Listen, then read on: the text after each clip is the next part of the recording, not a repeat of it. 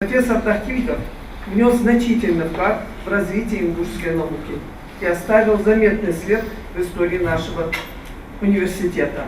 Его имя хорошо знают не только в республике, но и далеко за ее пределами. Ибрагим Дахкильгов – ученый, писатель, художник, публицист и литературовед, автор десятка научных трудов, посвященных народному фольклору, истории и этнографии. Его запомнили как человека, стоящего у истоков становления республики и автора национального символа флага. Многие до сих пор восхищаются его романом под названием «Берд», а о том, сколько сил и упорства вложено в его научную деятельность, стоит только догадываться.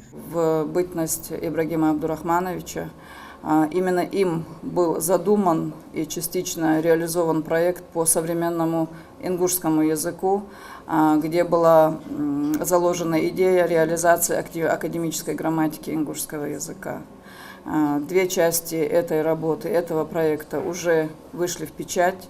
Это морфология ингушского языка и лексикология и фразеология. Студенты, педагоги, ученые, писатели и многие другие. Актовый зал научной библиотеки ИНГУ полон желающих поближе познакомиться с творческим наследием известного литературоведа Ибрагима Дахкильгова. Азе Гандалуевой посчастливилось быть одной из его воспитанниц. Будучи преподавателем в университете, он часто проводил экспедиции в горной Ингушетии, вспоминает она. Тогда Аза и увидела его безмерную любовь к родному краю, истории народа и литературе. У нас заседания очень интересно проходили.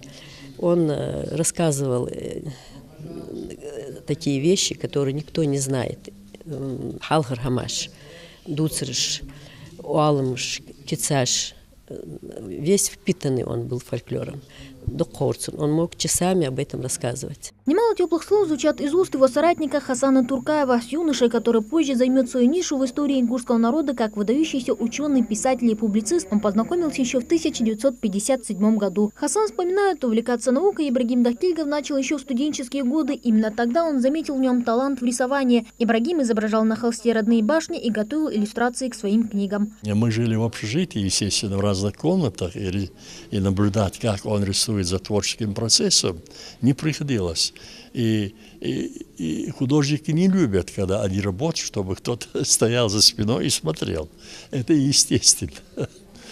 Да. Но я говорю, если бы небольшая научная увлеченность, он был бы великолепным художником. «Кавказоведение. История и современность» книга под таким названием вышла в свет как раз к проведению международной научной конференции, посвященной 80-летию известного ингушского ученого и кавказоведа Ибрагима Дахкильгова. В сборнике опубликованы материалы, научные труды и работы участников конференции. Очень скоро издание будет доступно широкому кругу читателей. Эти материалы, они приносят пользу прежде всего тем, кто сегодня идет в науку, студентам, аспирантам.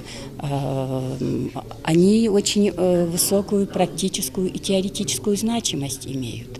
И в будущем, если же не только будут писаться диссертации, дипломные работы и так далее, они могут и составление лекционных материалов, учебников, методических пособий, спецкурсов. То есть тут широкое поле деятельности. Пленарное заседание участников конференции получилось насыщенным и интересным. Обсуждение трудов Ибрагима Дахкильгова в рамках конференции ведется по разным направлениям. В нем принимают участие ученые, литературоведы, историки из Германии, Грузии, России, Туркменистана и Франции.